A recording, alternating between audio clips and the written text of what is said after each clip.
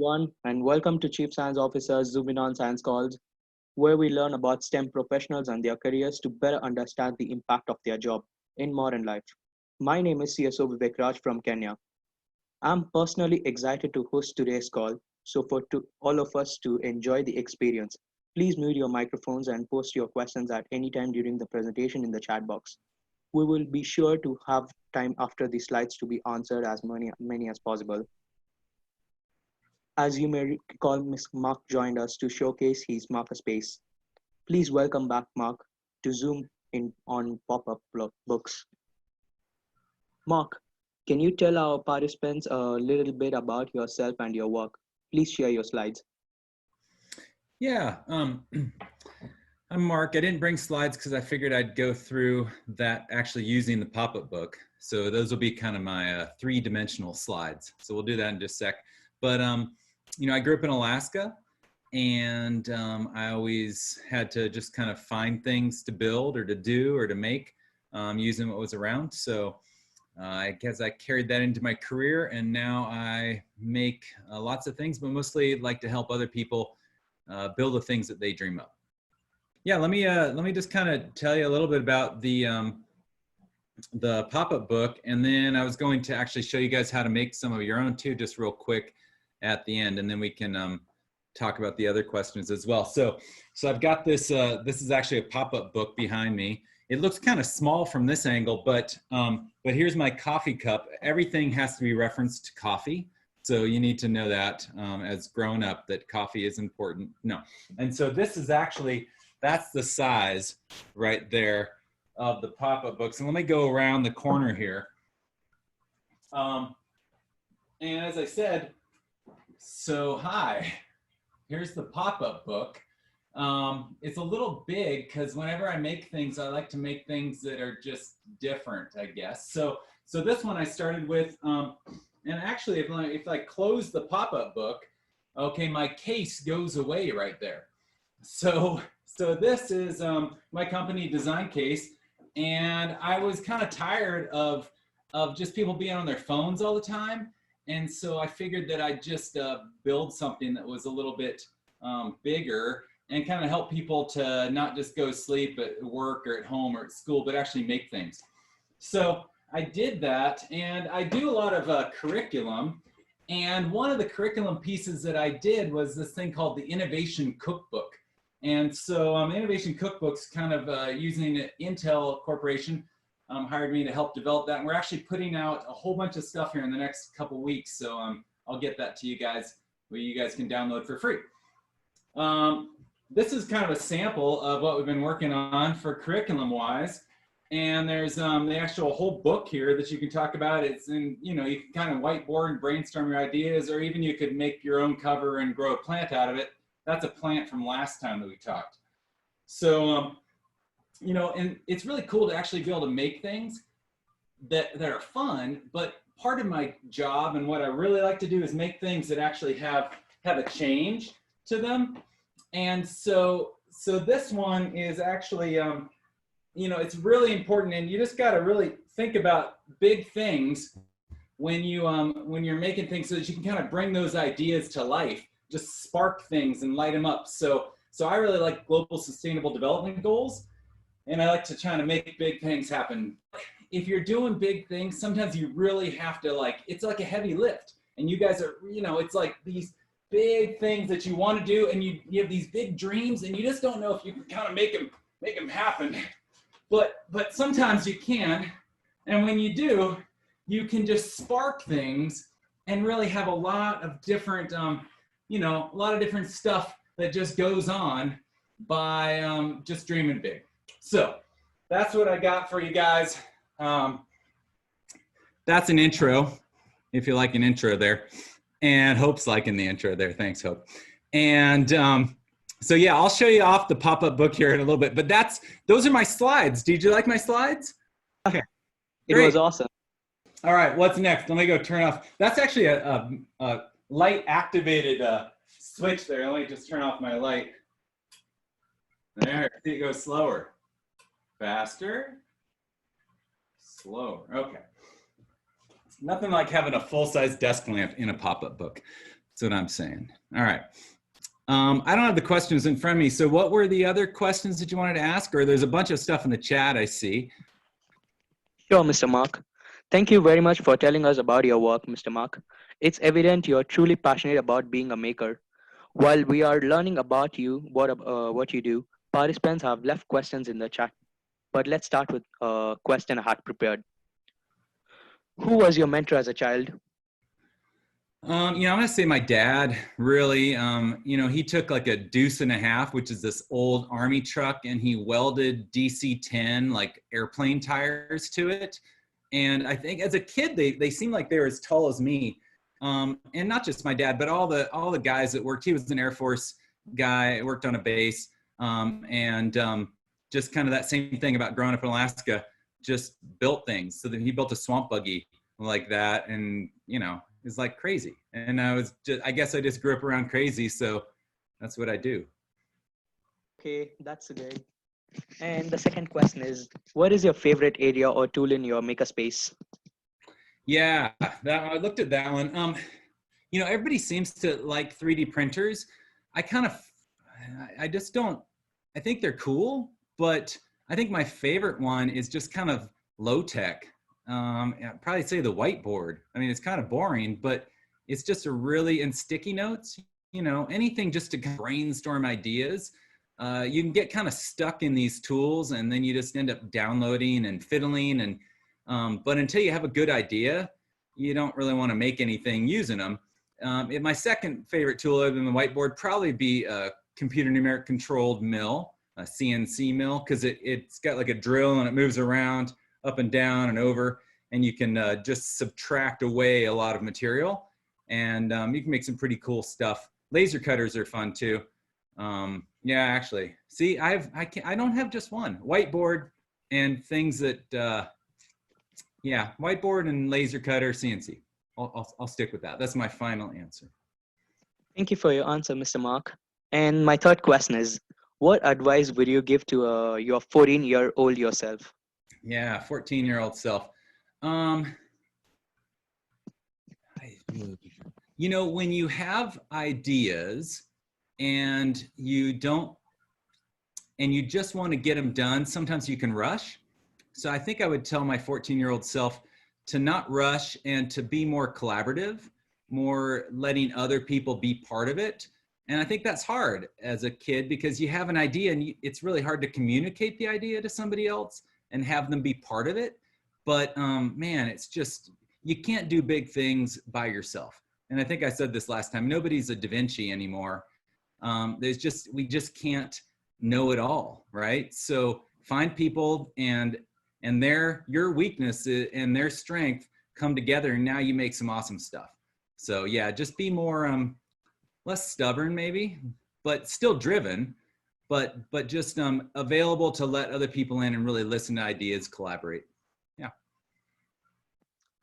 Okay, I agree with your answer completely. Thank you very much. Now let's start with the participant questions. So this from CSO Chebeni from Kenya. How long did you take to build this?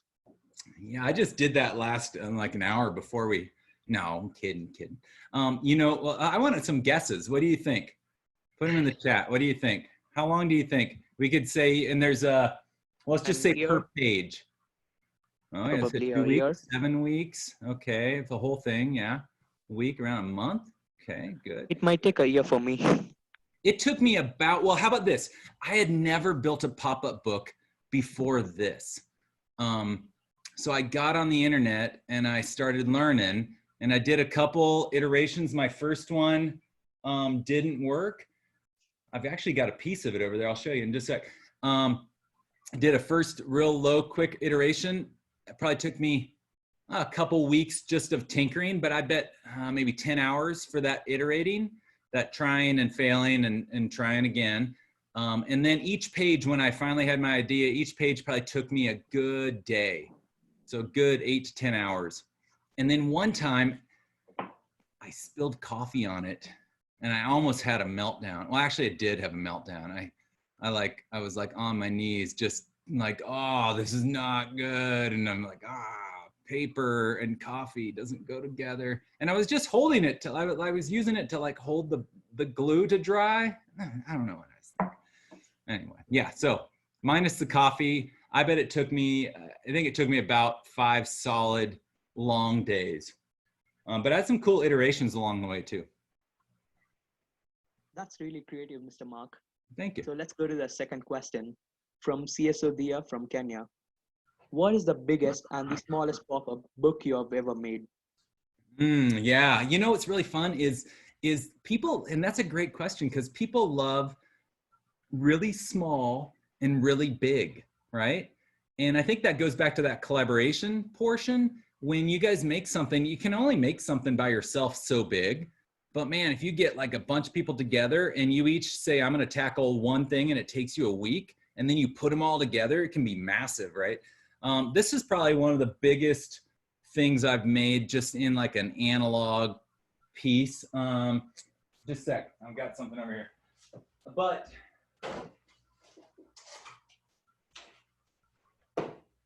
with a laser cutter, we had a bunch of students about your age actually come up with shapes that kind of can fit together like this. So they fit, they're all laser cut, and they can go into different places or whatever. But if you put all of them together, it gets into this giant sphere, basically.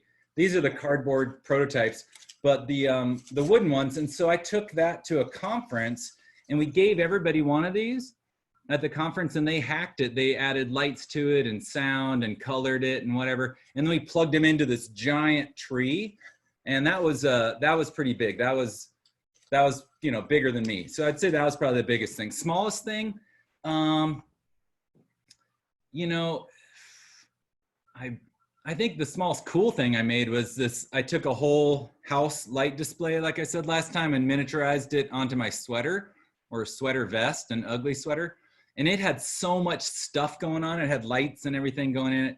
But it was only on me. So, I mean, you know, little things, but I'd love to try like to build a watch sometime. I think that'd be fun.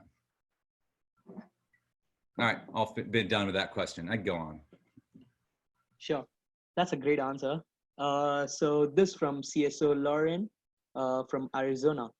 What do you think students can do to foster creativity? Yeah, you know, there's a lot of different techniques for being creative. I think to force your creativity is to take away the things that, you know, put constraints on there.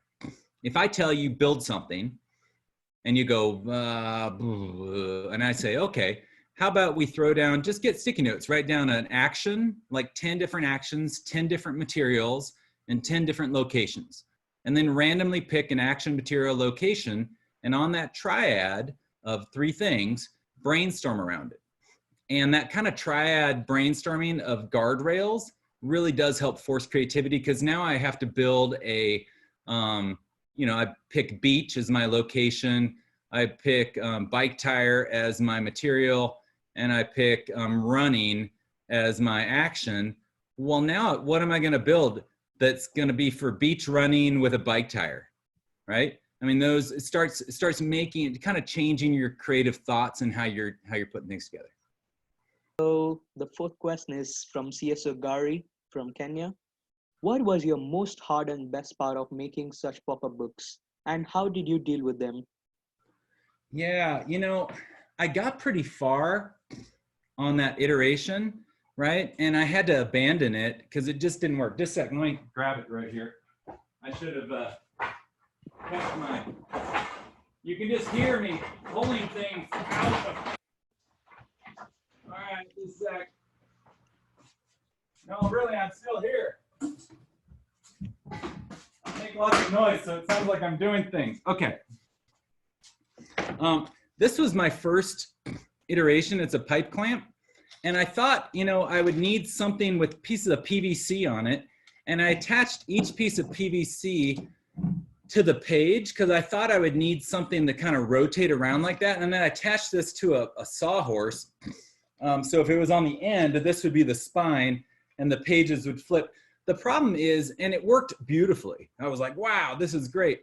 The problem was when I had never made a pop-up book before. So I made a really cool binding, but at the end of the day, this didn't work. So I had to take, and I don't know if you can tell, there's tape on all this.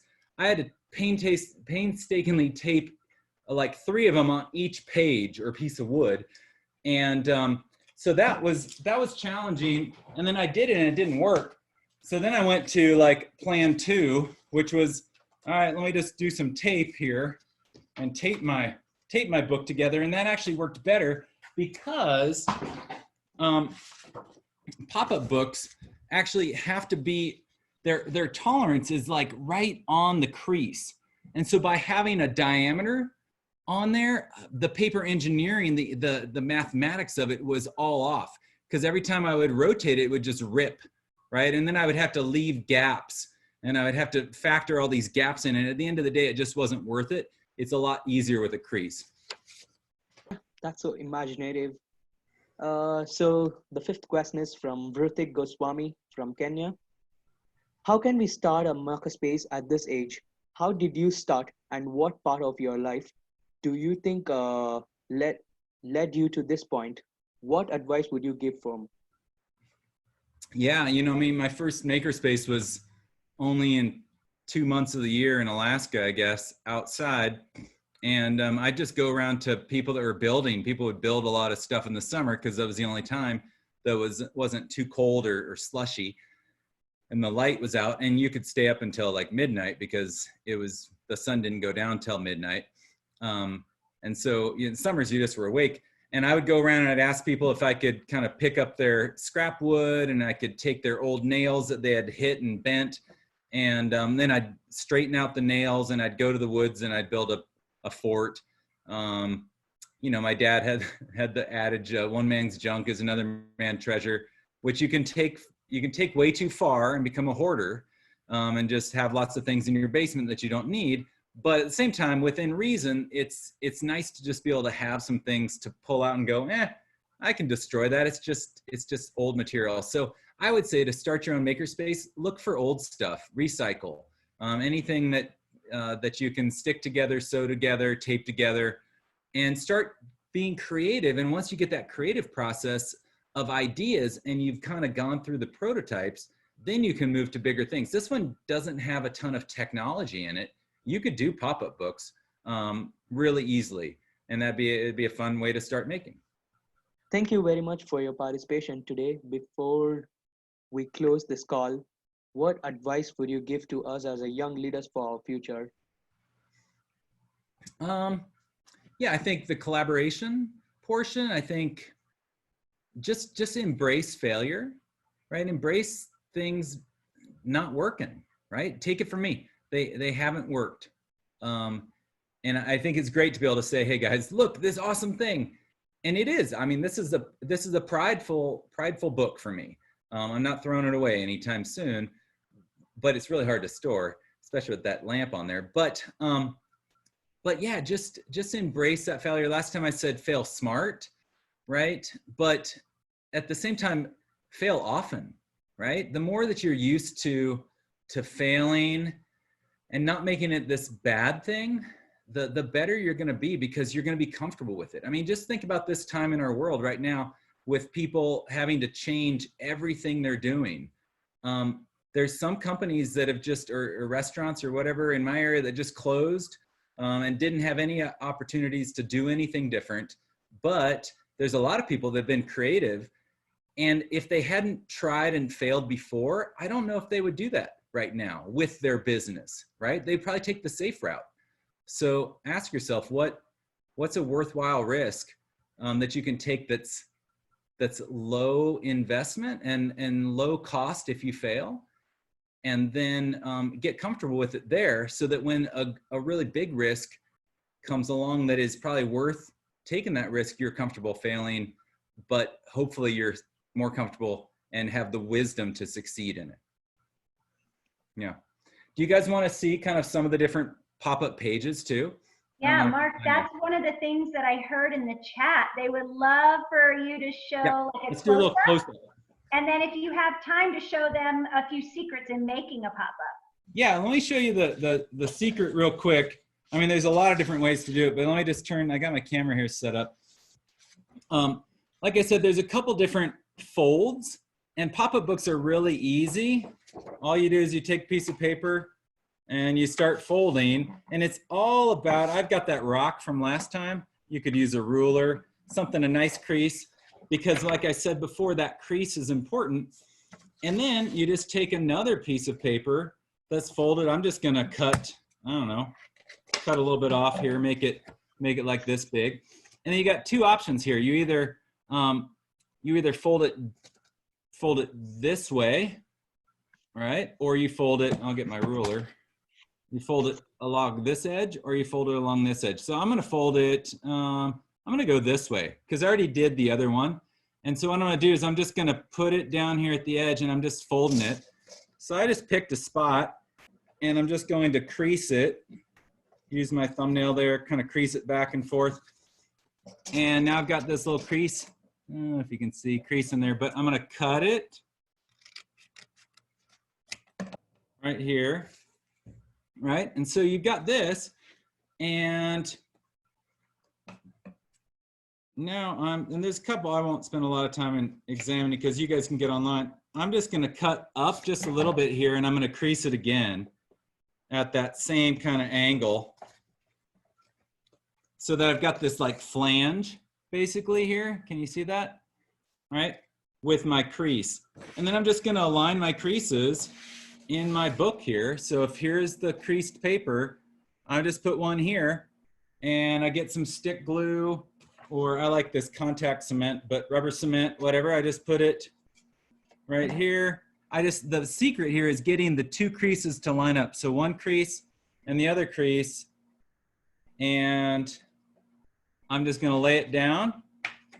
Okay, so it can stick up like that. And then I'm just going to lay down this part and get this glue, it's rubber cement really. And here's your secret is, now that it's all set up, I'm just gonna fold it up and hold it down, okay? So because my creases are lined up there, when it's going, and because I started with one side and then I referenced it by basically just sticking the other side, when I open it, if I did everything right, okay, it's going to pop up. And one's gonna pop up going forward, or depending which way you lean it, it could go back, and then you could put things on there. So that's one fold. Let me bring this a little closer here. Hey, Mark, wait. I think you should totally show us the book, and then I want CSOs to go grab two pieces of paper. If you have stick, if you have glue, if you have some scissors, we'll give you a minute to go get some material so we can all try it with Mark. Okay, So, let me get this big page closed up. Okay. All right, let me just show you. I'm gonna try to pop them up from this side here. So this one, I don't know if you can see, I'm gonna use my ruler here. This one's an interesting fold. It's got a fold here and a here, and it kind of goes up like this. So I don't know if you can see that, but there's a fold. But these two pieces over here are just like the one I did in this, but instead of using a middle crease, I basically made a crease right here that it pops up off of. So this is a little more complex. But do you see there? I'm gonna have to do a zoom in here. Okay. Okay, so see this crease right here? That one is basically, and this one right back here, these are basically the same one. That's a crease right there that opens up, and those are two things that I just showed you, right? Those two. And this one is the same thing, a crease right there, and it's coming towards me because of that crease. It's hard with the black, but you can see it. That's the point, was the black was to hide that. And then what I did is I've got this complex one here where there's this other crease there that basically makes these two other creases pop up. And that's a bit of mechanical engineering there. This one you can see there's 3 of those things I just showed you, right? Just 3 of them. And they all pop up, but you see I've got the first part here, got the second part there, and the third part back here. But when you look at them all together on reference, it looks like they're all one picture, right? So that's that one. This one is kind of hidden. So let me see if I can come around back here. All right. This is the way this one works. It's, I don't know, it's kind of complex to explain, but I'm using this pedestal, this top one here, to basically move my crease to the top here, and then I'm using the top of the paper to then pull up these side creases. And then this front one, let's see, sorry.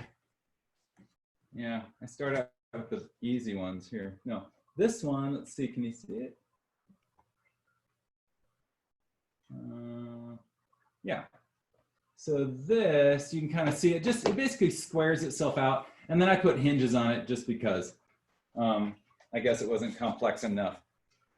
Let me put this camera back before y'all get seasick. So back again, I put magnets on this to keep it together. Then this one pops up there. This one, I really like watching the 2 pages, one go down and one go up. This one you can see is pulling up all those things. These are just straws back here and something called straw bees. This one here, this one is real fun. I've never seen anybody do this one, so I just kind of tried it myself. Kind of hard with the lights on, but I just basically put some stainless steel string. I was gonna actually put LEDs on these, and then I just folded these and used those 2 to kind of stretch it. So that was my own design when I got to that page. And then this one, oh, let's see what we can do. This one's got way too much going on. Okay. This one, I don't know if you can see, there's a secondary hinge here because it's so big, right? That puts it over there. And then it's got, it's got a lot of the same things. It's just using these secondary hinge types. And this is a piece of laser cut wood here. But all these are real similar to what you guys saw. So, all right. Again, we're ready. We have paper. Okay, you got paper now. All right, here we go. So let's start. How's that? Yeah. Okay, so just take paper, fold it in half, and get a nice crease. If you have fingernails, use those. If you don't, just use something, the edge of your scissors if you want to. Something, you gotta have a really nice crease because that's gonna be your thing. So I'm gonna turn it this way for you guys. And then get another sheet of paper. Let's see what good color for the camera. Orange probably will show up all right. Okay, another sheet of paper, and I'm gonna crease that one, right? Working with wood, you don't get a crease. One thing I wanted to do, I never did, I may still, I don't know, got kind of tired of the pop-up books, was to make one that I could actually like stand inside and pull up around me, like a giant pop-up book, but never got that far. All right, crease this. Now, this one, if I want to, let's just go easy. I could put this one right here on my piece of paper, right? And I could get it to pop up there. Now, it's not gonna live inside my book. It's gonna kind of, this one, see, it fits within. And this one, if you can see, it kind of goes outside. And there's a lot of interferences. One of these pages has a whole bunch of things happening and they're unfurling and they had to make sure they weren't hitting each other. But if you're just doing one, not a big deal. So I think the simplest one is to take this piece of paper here and let's fold it down like this to the corner. So this is my folded corner. So make that vertice your point and then go whatever angle you want over here. So I'm just gonna do it. And it doesn't, if it's not perfectly on that point of your fold, that's okay. the more angle that you do, that's going to make it lean back more, right? So if you don't want it to lean way back, then you'd want it pretty shallow angle, not as much as mine. And I'm going to flip it over, do the same thing. Okay, now when I open it up, I have my piece of paper with these two little flaps on here, right? If I'm showing the camera here. And I could do it two ways. I could either turn them in or I could turn them behind. And I'm going to do it where it's kind of leaning back from me. Do you see that? It's kind of leaning back. And then I'm just, because it's going to be leaning forward, I'm going to put this thing way near the back. And then you just pick an angle. It doesn't really matter. Here, I'll go with you guys. I've got my stick glue, but you could use whatever type of glue and just pick one side. Get really close to the crease though. You got to get right up to the edge of the crease with your glue. And then make sure that the crease here and the crease there line up, and then just smack this down here. Okay. However you want. And then fold the whole thing over so that it's just kind of laying down on where we stuck it. Okay, so it's stuck there. Just lay it down on itself like that. All right, I have to ask a clarifying question. Yes. I do see that your orange is laying over, so the size off the yellow is okay. All right. Yeah. I mean, it's going to be a crazy Mother's Day pop-up card here. I mean, they're going to be like, what is going on there? But I can always trim that later. That's part of the iteration, is just play around with where it fits and where it doesn't. I mean, fitting one giant piece of paper inside another one isn't going to really work. Okay, second one is while it's laying over here. Okay, so I've got my card where it's going to close. I turned it around. Let me turn it back the way we had it. How do we have it? Okay, so it's going to be like this. Okay, here's my card. This is the front of my card. I laid it down towards me, and I've got this other tab here, and I'm just going to glue that one using a different glue now. And once again, right up to the edge, because that edge is our force on the mechanics of it that actually gets it to grab. And here's your tricky part. So if you fell asleep, look at the camera for now. You got it, once it's glued and that glue is facing up, all you're gonna do is close the card. Close the card and, you know, make sure that it's nice. And if you did it right, when you open it, it should open. Now mine, because I made it such an angle and because I went straight out, it's like almost leaning like flat back here. But that's okay. I mean, you can do a lot of things there. You can actually do other folds on it, kind of play around with it. I'm just gonna do another little fold here on it. You can kind of, this is kind of a fun one once you have it. Fold it back and forth and then do a little origami on it and pop it inside here. See what I did? So I basically, so now if I wanted to, I basically just made another fold here that if I wanted to, I could take, you know, another piece of paper, fold it, and I could make another pop-up come off of here, right? Because I've just, anytime you make another fold, you can continue doing it. So, and that one I don't like it, so I'd probably make it way too far back. But yeah, so lots of fun little things, and you can just start adding things to it. Even this fold here, if I wanted to, I could add a piece of paper into here, so that it would kind of pop out like a little square box could pop out of here. That's fun. It's fun just to kind of play around. And once you play it around a few times, you have some idea and you're like, oh, what if I did this or this or this? So, and you know, if you want, I can send you a link to a guy that's like pop-up master, Duncan, oh, I forget his last name. Duncan, he's a little dry, but he knows his pop-up stuff. All right, did anybody else get it to work? Because he did it really fast. Mine doesn't pop up. I did it wrong. But that's okay. So let me see. First failure down, and now you get wait. to, So Gary, open it. Let me see. Hey. There you go. Okay, you guys got it. I must have not glue. I wasn't watching very closely, so it's okay that I failed. All right, Josh, can you take off your backdrop? I cannot Oh, see yeah. it. I possibly did till I here. didn't realize I still had the background on from yesterday. Oh, Vivikraj, did it work? Mine didn't pop up? I think I glued it wrong. Exactly. Right. I guess I have to Look at that. use, Oh yeah, you even got the second fold in there. All right, look at you. Yeah. This is incredible. We need I more see what you're Zoom doing calls this like this, interactive. Yeah. Exactly. Oh, Priyanshi, don't be shy. Show us. You got the second fold in there too. You guys are you're much better students than I am. I tried to. I tried doing the second fold, but I couldn't do it. So I did the first one. Yeah, Alright, it looks good. good. So now if you imagine, right, a Mother's Day card or you can do a CSO pop-up, I challenge all of you to make some sort of CSO pop-up page, either about your experience or your action plan. I think that would be super cool. And then we'll share them with everybody else and then challenge them to do it too. This is Challenge so cool. accepted. Thank you, Mark. Yay! Who made the frog? Wait, where's the frog? What? No, What's I happening? see a frog.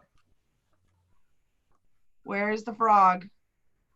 Lauren from Arizona, no video on.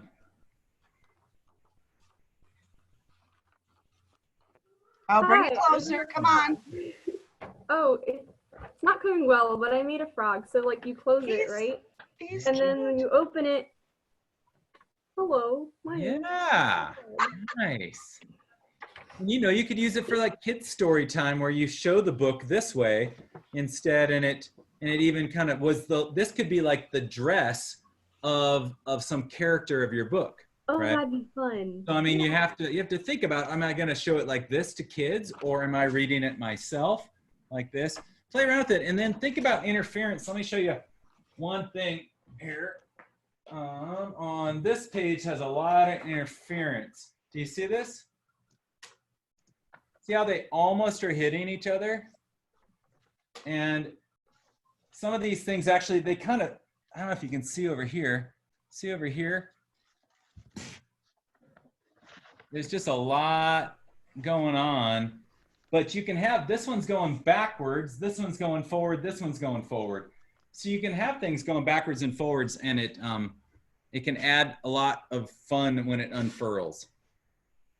So play around with it. If you do the back ones, just think, is it gonna go backwards? And then I could put another one right here that went the other way, and then I could have my little mermaid or something. Oh my god, sitting that there. is so odd. So one little thingy too I wanted you to know. So I didn't glue my pop out correctly, but if you have scraps, right? Yeah. You can also have pop out characters if you do the fan fold, where on your pop out, when it stands up, you can make the little zigzag fold like this. And then when it opens, that can like pop out. Yep. You can put something on the end right here. Like a spring. Yeah, like a spring, exactly. And you can do some that are like little squares like this, that basically just off of this bottom fold then they squish down like this, and then they unfurl like that. Yeah. So there's a lot of different things. Any fold gives you the mechanical force to basically use that paper in tension. And tension, or paper, is really strong in tension, and that's the trick, right? It's not very strong in compression, but it's very strong in tension, and it has a really, it doesn't fatigue like metal would, where if you bend it over and over again. So there's a lot of interesting paper properties there. So back to Vertic's question about I don't have many materials. I'm going to challenge you to look around your house, because I know you have paper now. I've seen all of you fold paper, right? You have a glue stick or whatever glue material you were using. Ms. Hope mentioned string, straw, cardboard, plastic bottles that you have laying around. And some of you still owe me an Earth Day sculpture. Thank you to some of you who sent them to me. I love them. But let's get creative. Let's spend some time making things that pop up and move around. This was such an incredible opportunity, Mark. Your book is very much, what would we say, overachiever for us right now, but we're beginners. Cool, over the top. Yeah, I think that's the idea. Yeah, it was incredible. Thank you so much for showing us because, you know, you don't see that every day. And like Vivikraj said, you're very passionate about being a maker and you have a cool place to make in. So I encourage all of you on the call, if you only have your living room or the kitchen table or your bedroom, just make in that little 4-foot space, do something and get your mind going, right? Get yourself excited to like, oh my gosh, I folded this paper and it popped up. That's so cool. Yeah, make yourself a little design fort and put your stuff there and make some sticky notes with different ideas and randomly pick from it and then make what it says, you know, stretch your brain. So what would Sure about that. happen if I like folded this down and put it on the paper that way? Hold it up just a little higher to the camera. Like I have it folded this way, Mm-hmm. but what if I took the paper here and I folded that down onto the paper? Well, show us what happened. I think I don't you would know. have to try it and then you'd know. Okay. It looks pretty I'll have easy to with send a 3 picture colors. once I'm done. Yeah. Okay, do it. Yeah. Send us pictures. Okay. All of you. I see 20 of you on this call, minus the 3. Oh, and Marcia, where are you from? Miss Marcia Parker? Florida. Florida. Woohoo! Yes, Florida. Yeah. So With Marsha Cruz.